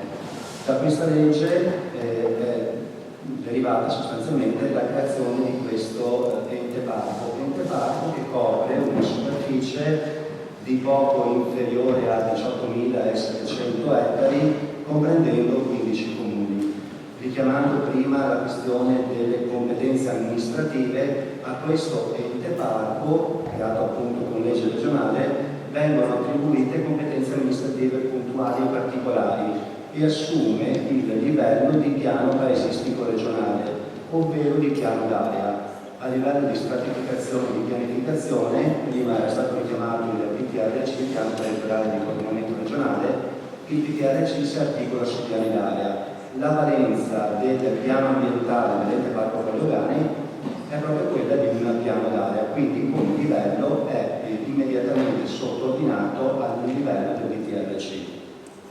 Le competenze dell'ente parco regionale di Collegani assumono livelli amministrativi che non sarebbero di immediata competenza, nel senso che viene demandato, per esempio, all'ente parco Collegani anche un aspetto che viene dettato ancora da vecchissimi leggi decreti 1909-1913 relativamente, per esempio, alla polizia mineraria. Polizia mineraria che è stata in parte demandata alle province sempre con la legge del Rio a livello di competenze, però le province hanno mantenuto esclusivamente, per quanto concerne il territorio dell'ente parco Collegani, la competenza di polizia mineraria relativamente alla sicurezza dei luoghi di lavoro, mentre la polizia mineraria nel senso di fideiussioni, garanzie eccetera eccetera è stata demandata all'ente parco Colli. Ente parco Colli che assume per esempio anche funzioni amministrative in materia di vincolo idrogeologico forestale, tutela della fauna inferiore e soprattutto polizia idraulica nuovamente, secondo quanto diceva Michele Boato precedentemente, cioè sono state ripartite all'ente parco una serie di competenze amministrative che altrimenti non sarebbero di specifica competenza, proprio perché con la richiamata legge nazionale dell'84 alcune funzioni, diciamo così, sono state attribuite in maniera straordinaria a questi enti strumentali definiti enti parco. Si diceva appunto che l'ente parco Collegani è stato il primo parco istituito, copre una superficie particolarmente rilevante, dice poco meno di 19.000 ettari, con una complessità e un'attribuzione di materie estremamente rilevante. L'ente parco Collegani, istituito appunto nell'89, comprende al suo interno anche una di quelle aree definite zone di protezione, ZPS o SIC, siti di interesse comunitario, che vengono istituiti qualche anno dopo, nel 92, dalla direttiva Habitat, direttiva di derivazione direttamente europea, che dà particolari livelli di tutela su habitat di specie e specie tutelate. Quindi all'interno dell'ente parco regionale di Collegani, quasi coincidente con l'intera superficie, abbiamo appunto questa zona di protezione speciale definita con con direttiva di natura europea relativamente alla protezione di determinate specie sia animali che vegetali.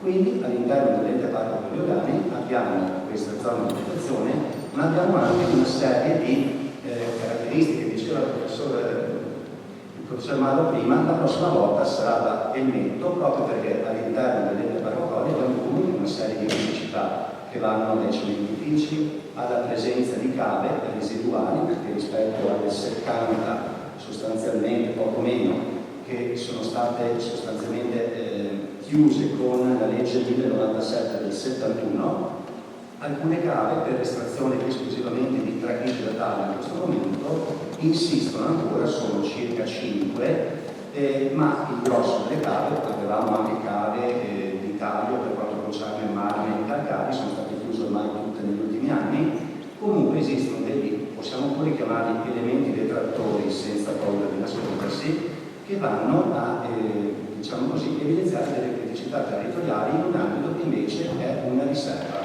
Non dimentichiamoci che l'ente parco è una riserva naturale che ha una suddivisione territoriale dettata dalla stessa legge regionale 38 del 89, e ci sono ovvero delle suddivisioni territoriali rappresentate cartograficamente, se vi collegate sul sito dell'ente parcocollegami.it avete tutta la parte normativa e tutta la parte di zonizzazione cartografica, ovvero vi sono una serie di zone, identificate ovviamente con colori diversi, che rappresentano le riserve naturali, suddivise a loro volta in riserva naturale integrale e riserva naturale orientata, articoli 12 e 13 del piano ambientale, in zone di protezione agroforestali, zone di promozione agricola e zone di urbanizzazione controllata. Si tratta di zonizzazioni che hanno ovviamente al loro interno vincoli e divieti anche di natura decrescente, dalle riserve naturali integrate fino alle zone di urbanizzazione controllata, che sono dal punto di vista urbanistico, potremmo definire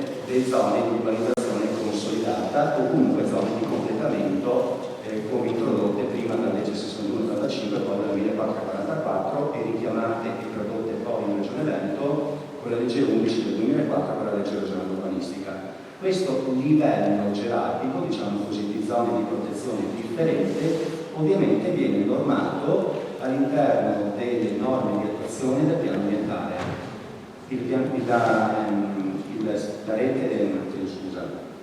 Il Parco regionale di Collegani, come vi dicevo, istituito con legge regionale 38 dell'89, è composto da una parte cartografica, la cosiddetta zonizzazione del parco, e da una parte normativa definita come norme di attuazione. Queste norme di attuazione dettano sostanzialmente ciò che in maniera molto brutale si può fare o non si può fare all'interno dell'ente parco dei Colli Euganei. Esistono appunto, l'articolo di riferimento è l'articolo 10, indicazioni generali, che inizia con una serie di divieti su quello che è possibile o non è possibile realizzare all'interno dell'ente parco. Su questa normativa, che era già abbastanza complessa, perché comunque, pur essendo ormai superato dal punto di vista terminologico, perché parliamo di un assetto normativo definito nell'89, su questo si inseriscono una serie di altre norme di natura sovraordinata. Abbiamo detto la direttiva Habitat 9243/CE, oltre alla direttiva Uccelli, l'ex 79/409/CE, successivamente modificata con il 2007/147/CE, ma soprattutto anche con decreti ministeriali che hanno dato dei regimi di tutela particolari su queste zone di protezione.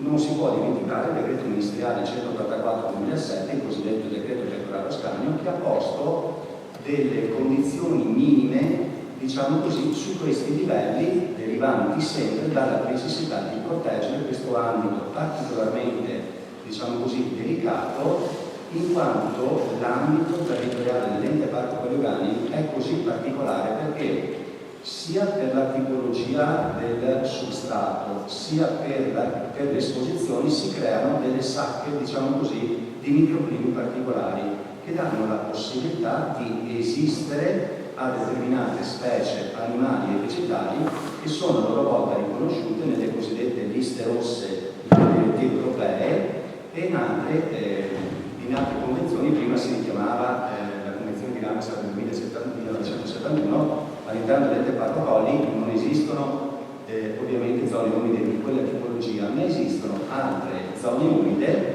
più piccole e non di direttiva Ramsar che vedono la presenza di determinate specie che sono sottoposte a tutela particolare. Quindi dicevamo l'ente parco regionale di Colli Euganei, un'estensione che si articola su circa 15 comuni. Dico circa perché non coinvolge complessivamente l'intera superficie dei 15 comuni. Vedremo la prossima volta che invece, se verrà accolta, diciamo così, la candidatura a mappa UNESCO del sito dell'ente parco Colli Euganei, allora sì, avendo la completa, diciamo così, sovrapposizione dei 15 comuni per una superficie che da 18.690 ettari circa potrebbe arrivare a poco più di 35.000 ettari nel caso di sia riconoscimento mappa UNESCO. Ma questo, diciamo, è un passaggio che vedremo successivamente. Perché è rilevante la presenza del Parco regionale dei Colli Euganei?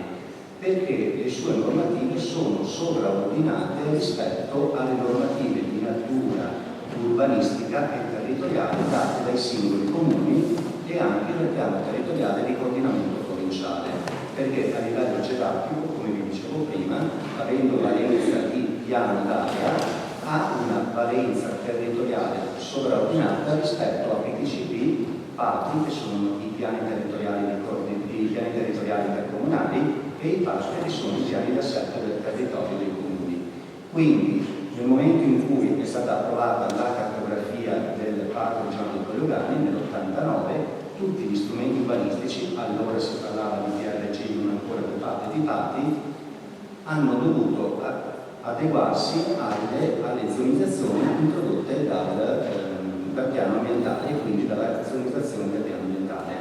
Anche oggi qualsiasi comune che, diciamo così, va a pianificare territorialmente e ricade all'interno del pericolo dell'ente Parco Colleugani deve adeguarsi e coordinarsi alle normative anche di natura paesistica insite nel piano ambientale dei Colleugani. Allora, gli aspetti da vedere sarebbero veramente tanti, perché solo per parlare di pulizia mineraria, di idrogeologico, forestale ci vorrebbero, diciamo così, diverse ore. In questo momento mi interessava darvi esclusivamente un primo approccio generale per farvi capire che purtroppo, o per fortuna, la stratificazione delle competenze, come si diceva prima, siamo partiti dal livello internazionale, passando poi allo Stato, alla Regione, adesso siamo a livello di ente strumentale della Regione, ente strumentale però che appunto abbraccia un territorio composto di 15 comuni, quindi con 15 pianificazioni sostanzialmente diverse e con 15 esigenze territoriali diverse. All'interno abbiamo comuni che molti, diciamo così, hanno un filo conduttore che è quello dell'importanza turistico-ricettiva. Pensiamo soprattutto ai due più grandi, Abano e Monterotto Terme. Non esistono grandi zone produttive in questi 15 comuni, abbiamo delle zone artigianali, semmai, zone artigianali che comunque, come lo sviluppo anche di natura residenziale e turistico, devono rispettare le normative date dal piano ambientale dei Colleugani. La zonizzazione magari la vedremo nel dettaglio la prossima volta, comunque sul sito che dicevo prima, parcocolleugani.it, trovate tutti i riferimenti normativi, le zonizzazioni, le autorizzazioni che devono essere richieste, perché per esempio anche solo per un sorvolo con un drone per delle immagini deve essere chiesta l'autorizzazione all'ente Parco Colli, perché su tutto l'ambito comunque del Parco Colli, proprio per le normative che vi dicevo prima di tutela delle specie, vi è il divieto di sorvolo. Quindi la cosa importante da capire in questo momento è che al di là delle certificazioni internazionali, Stato, Regione, province, comuni, eccetera, esistono anche questi enti, si parlava prima di ARPA o di Veneto Agricoltura, esistono anche gli enti Parco Colli, gli enti Parco, noi abbiamo l'ente Parco Colli, si diceva prima andiamo dalle Dolomiti, al Delta del Po, alla Lessinia, sono tutte caratteristiche di natura ambientale che hanno una rilevanza particolare. L'ente Parco Colli ha appunto anche la caratteristica di coincidere quasi completamente in una zona di protezione speciale di direttiva Habitat, e quindi anche su questo si sommano ulteriori aspetti di natura normativa, di tutela e vincoli che, come dire, non semplificano di certo particolarmente la vita per chi deve pianificare a livello comunale, però si tratta di normative di tutela che sono assolutamente necessarie. Io non sono un giurista, come si diceva prima, sono un geologo, e quindi dal punto di vista degli aspetti territoriali diciamo che l'attenzione deve un attimino, come dire, deve aumentare a livello del parco, deve aumentare a livello dei comuni, degli ambiti territoriali, perché si tratta di beni che non sono nella nostra disponibilità. Dobbiamo cercare per quanto possibile di lasciare qualcosa, se non migliore, almeno pari a come l'abbiamo trovata. Purtroppo per molti anni c'è stato un incipit che era quello dell'urbanizzazione più o meno pseudo, poco controllata, per usare un termine carino. Diciamo che soprattutto per voi che siete il futuro non solo della pianificazione ma anche dell'approccio giuridico, l'attenzione all'ambiente credo sia assolutamente doverosa e necessaria. Le battaglie vanno fatte, lo diceva Edoardo prima, è corretto, devono essere portate avanti. Ricordiamoci che ci sono comunque livelli istituzionali di vario grado e di vario attenzione, che forse devono essere pienamente conosciuti per capire cosa possono dare. Anche gli enti parco sono uno di questi livelli, non esistono solo le regioni e gli approcci che devono essere dati sono quelli comunque di guardarsi attorno con attenzione e di capire quali sono le stratificazioni, che sono molte dal punto di vista delle norme, che però appunto meritano particolare attenzione. Non voglio dilungarmi ulteriormente, dato che ci sarà un secondo momento per entrare più nello specifico. Grazie. Grazie Matteo, molto chiaro il tuo intervento, molto lucido anche nel mettere in evidenza le diverse forme di tutela, ente parco ma anche area di interesse comunitario e altre cose, come hanno indicato. Lo dico in modo assertivo, non ho tempo ora di argomentare, eventualmente in un altro momento. Vorrei semplicemente notare questo, che dal punto di vista strettamente giuridico un'area che è a parco non può più essere ridotta, cioè voglio dire, giuridicamente è un'aberrazione pensare di ridurre un'area che è già stabilita come area di parco. Quindi l'idea che hanno avuto in Lessinia di ridurre l'area del parco è un'idea, a mio modo di vedere, che contravviene proprio norme e principi giuridici. Interessante la prospettiva invece di estendere l'area del parco in ipotesi inquadrando il tutto in una dimensione UNESCO. Torneremo sul punto. E ora che cosa possiamo dire Corrado Poli, eccolo, lo metto anche in evidenza con la relativa slide, il nostro anche sociologo, politologo che può indicarci qualche cosa in relazione appunto a questo sistema di enti pubblici interni e internazionali. Spesso si dice che in realtà non c'è sufficiente efficienza, non c'è sufficiente coordinamento, ci sono poi tanti altri aspetti che potremmo anche considerare.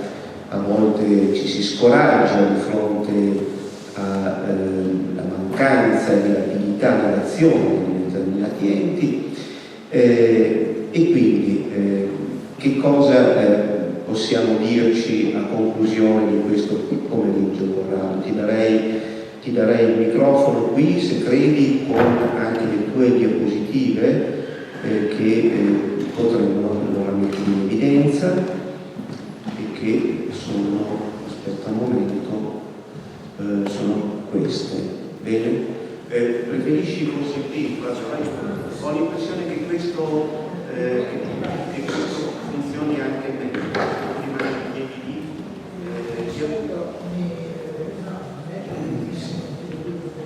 che stanno in piedi, sei molto alto, mi consentono di più. Allora,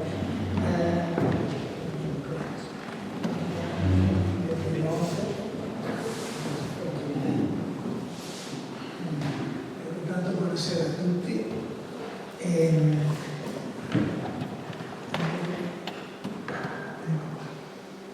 Ecco, ieri avete sentito la mia presentazione e avevo cercato di individuare due concetti propedeutici all'intervento di oggi che riguardava le istituzioni pubbliche che mettono in pratica le politiche ambientali. Oggi abbiamo avuto in effetti due dirigenti regionali, lei è dirigente regionale come direttore del parco, giusto? No?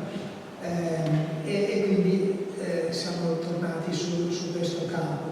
Ecco, la cosa importante che io adesso cercherò di concludere questa giornata e che si riallaccia a quella di ieri era una cosa che tra l'altro è emersa oggi stesso con l'intervento di Michele Boato,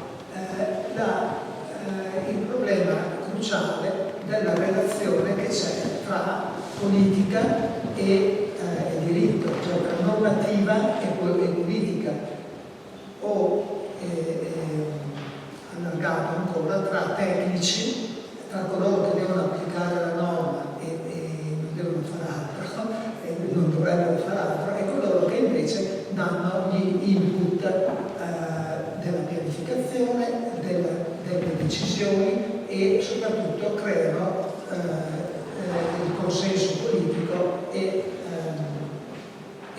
decidono. Quindi la questione è molto importante da un punto di vista sia organizzativo, il dirigente delle risorse del personale aveva un ruolo importantissimo o dovrebbe avere un ruolo importante, nel senso che deve riuscire a coordinare, a mettere insieme le varie forme,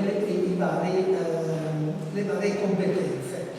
Ora, alla fine della relazione, della breve relazione, vi dirò come si possono formare le persone adatte, e potreste essere anche voi, a imparare a come coordinare le varie competenze. Per fare questo avevo tempo fa progettato un master per la Johns Hopkins University, che non è l'Università di Baltimora, perché ci arrabbiamo quando ci dicono che è l'Università di Baltimora, è la Johns Hopkins University, per il quale noi cercavamo di dare queste conoscenze a delle persone, a degli esperti. Era un master, ha durato un po' 2 anni, poi non ha dato un po' monte anche per questioni politiche, se bisogna dire la verità, di individuare delle persone che sapevano cosa facevano gli altri. Cioè riuscire ad avere la competenza non di sapere loro tutto, ma di conoscere le specializzazioni, le competenze dell'altro. Per esempio, essere in grado, noi, ma forse gran parte di noi, non sappiamo, io neanche non sappiamo esattamente la differenza di quello che può fare un biologo rispetto a un naturalista, un agronomo rispetto a un'altra attività. Mentre, per non parlare poi della differenza tra uno sociologo, un antropologo, uno statistico e via dicendo. Certamente le cose poi si imparano e si possono fare, però la capacità di avere un quadro generale di come il territorio possa essere gestito in modo uniforme e unico, questo è senz'altro se volevo fare vedere andare un po' avanti con l'attività, per far vedere una frase un poco sarcastica. Questa frase è sarcastica, in cui la nostra università, in inglese la capiamo tutti, immagino,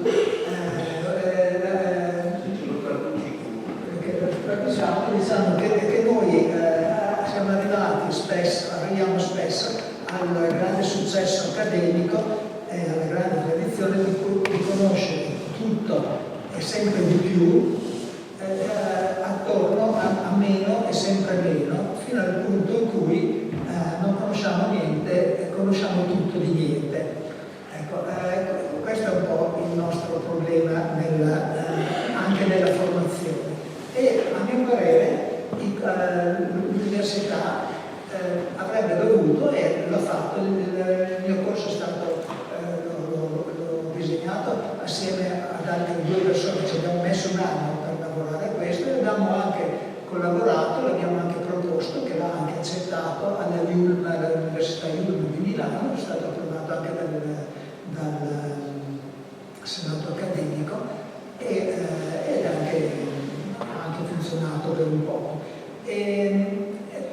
Perché questa è una cosa molto delicata dal punto di vista politico? Perché l'ambiente non è una questione soltanto tecnica, l'ambiente è una questione molto politica, perché si tratta di dare delle priorità, di fare delle scelte, di identificare quali sono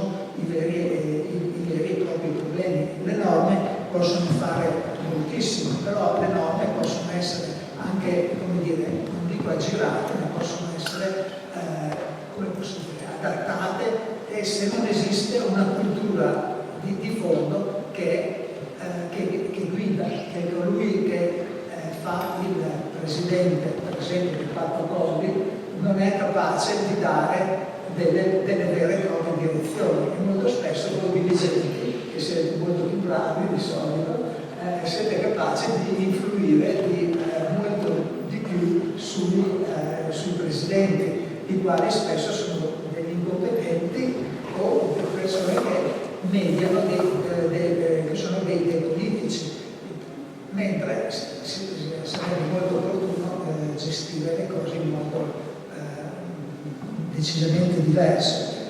Quindi io ho cercato, questo lo possiamo anche togliere perché questo sarcasmo non è la mia malizia, non è nemmeno il mio carattere di essere sarcastico più di tanto. Ecco. Quindi ieri abbiamo parlato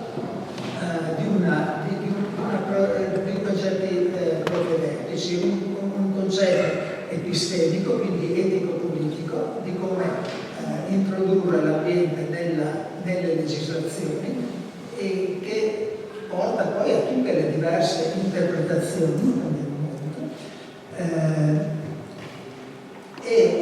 Per esempio nella valutazione dei beni noi abbiamo visto già ieri che avevamo identificato il valore d'uso, che è quello economico, quello normale, che tutti adottano.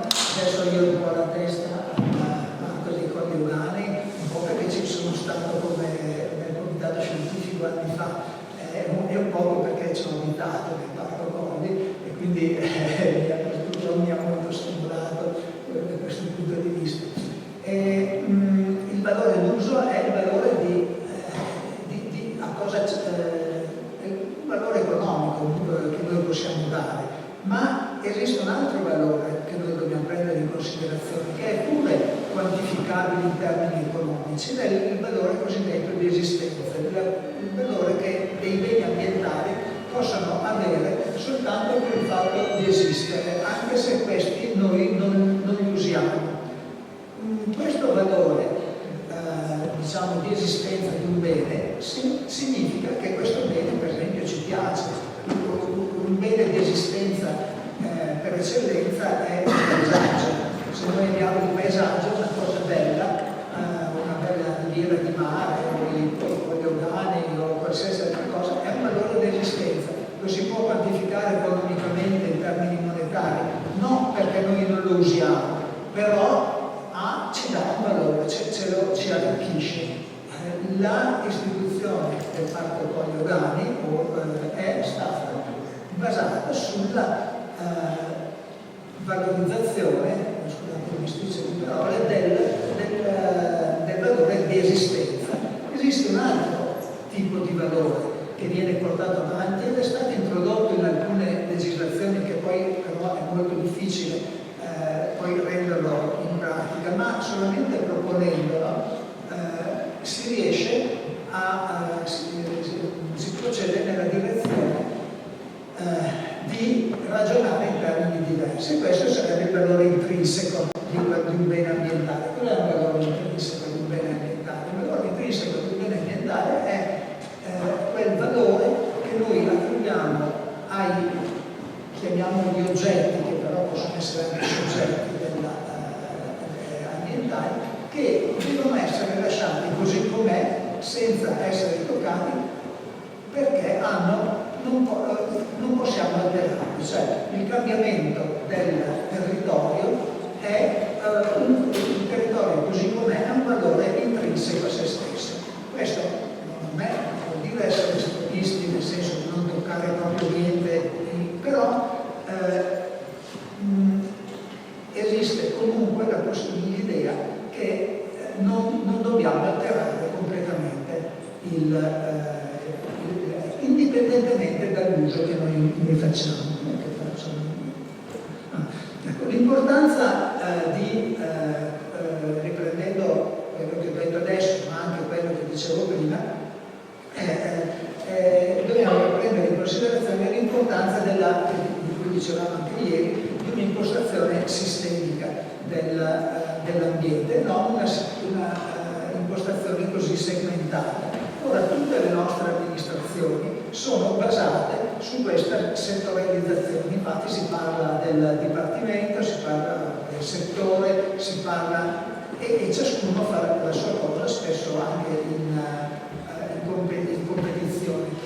Fino a un certo punto questo è anche inevitabile, però bisognerebbe cominciare a pensare anche a studiare e a vedere come sono le relazioni tra i vari settori, tra le varie competenze. Quindi se tu hai già una conoscenza come dirigente o come politico di cosa sanno fare tutti gli altri o cosa fanno, se proprio dobbiamo organizzarci per settori, anche per settori, noi possiamo più agevolmente riuscire a coordinare meglio le attività che vengono svolte.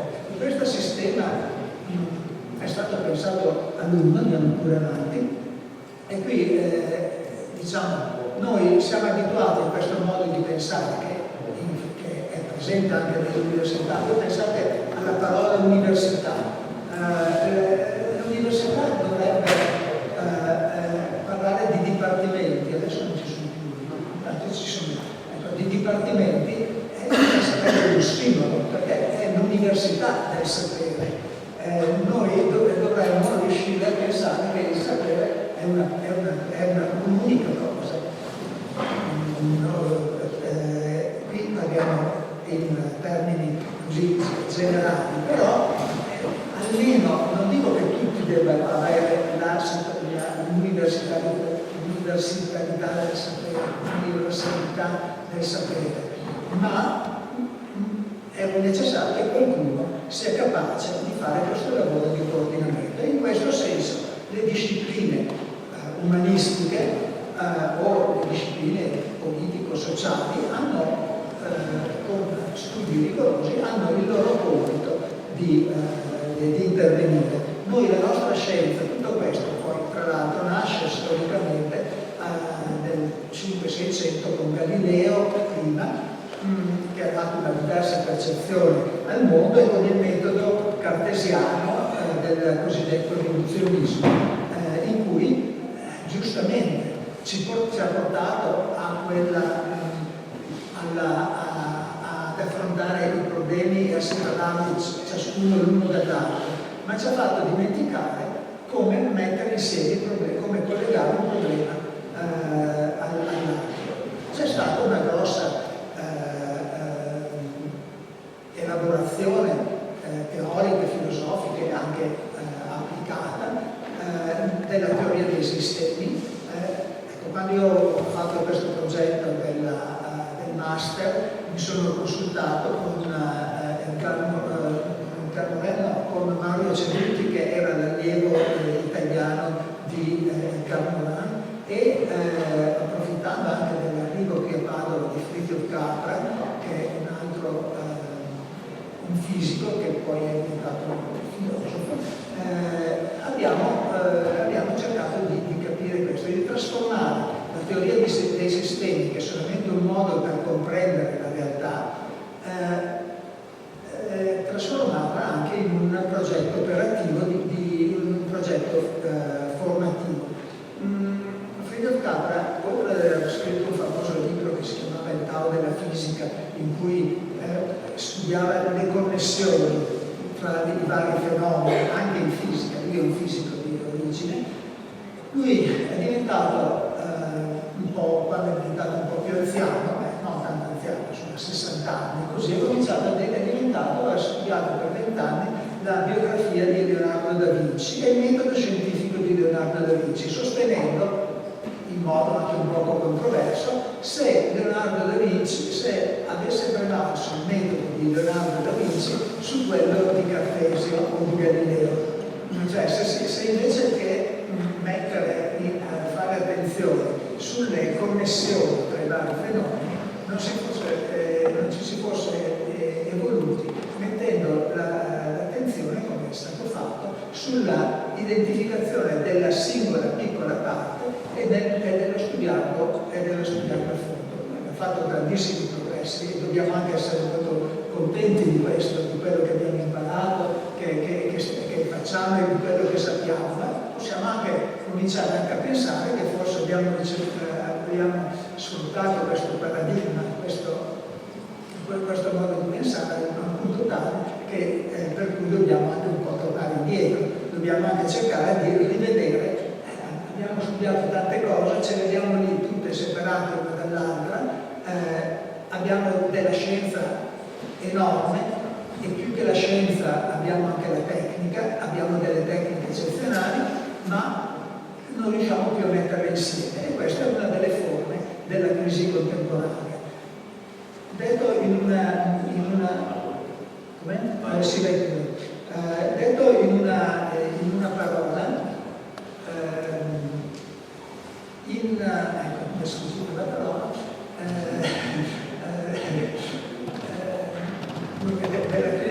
detto in una parola è il problema che avevo già accennato prima, del fatto che oggi come oggi noi ci troviamo in tutte le condizioni, e sicuramente il direttore del Parco Colli lo sa perché è tutti i giorni a confronto con queste cose, noi abbiamo un numero enorme di tecnici che arrivano proponendoti la soluzione a tutti i problemi.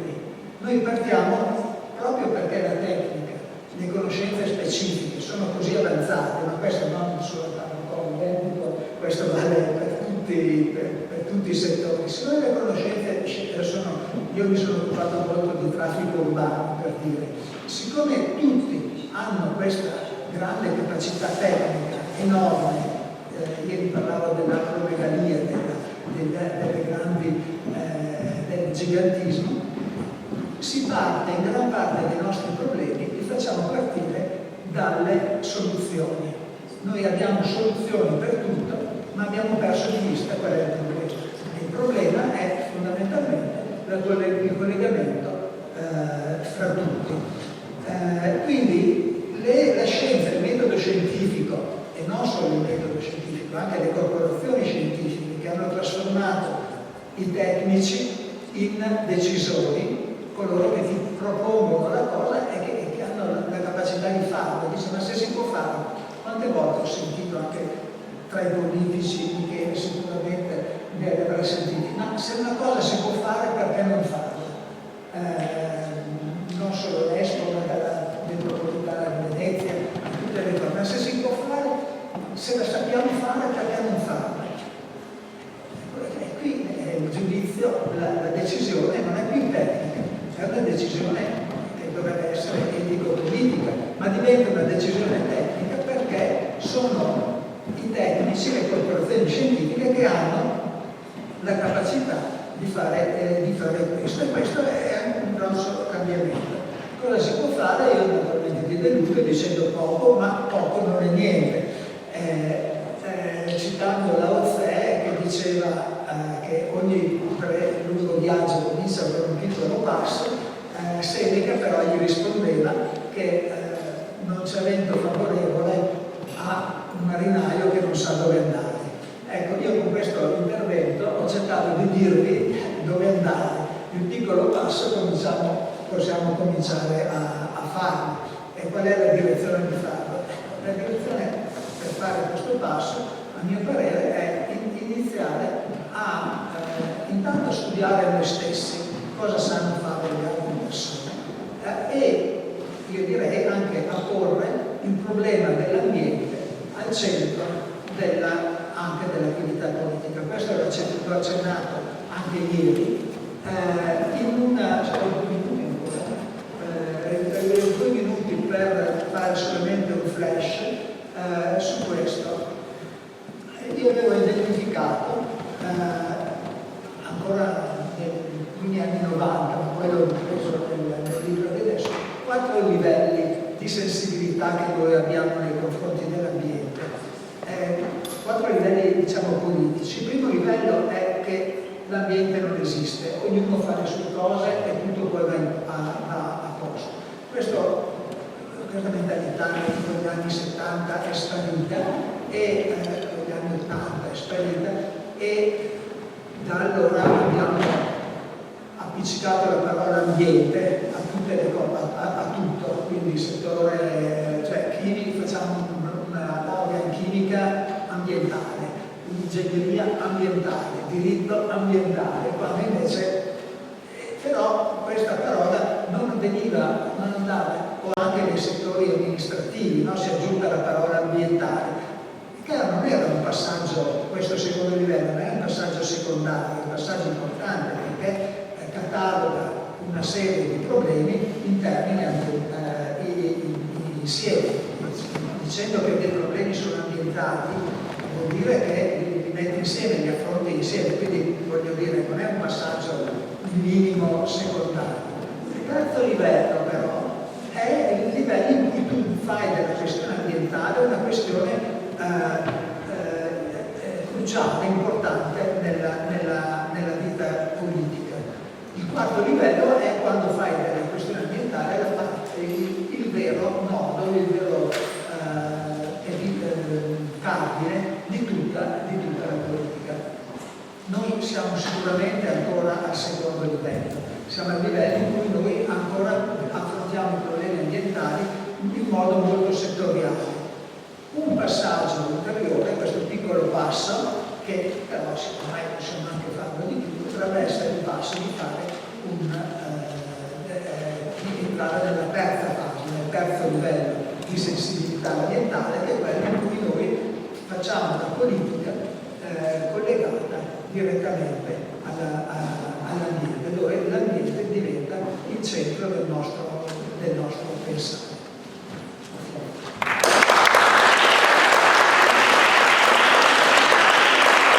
Grazie Corrado per queste tue suggestioni. Ho l'impressione che il presidente dell'Argentina attuale sia un bello Frazelli, se non il primo, non so, forse sono più primo. Nel senso che c'è ancora molto da fare, parlando anche in senso internazionale o comunque in senso comparato. Grazie a tutti voi per essere rimasti fino ad ora. So che avete anche mezzi di trasporto difficili da raggiungere, le vostre case, quindi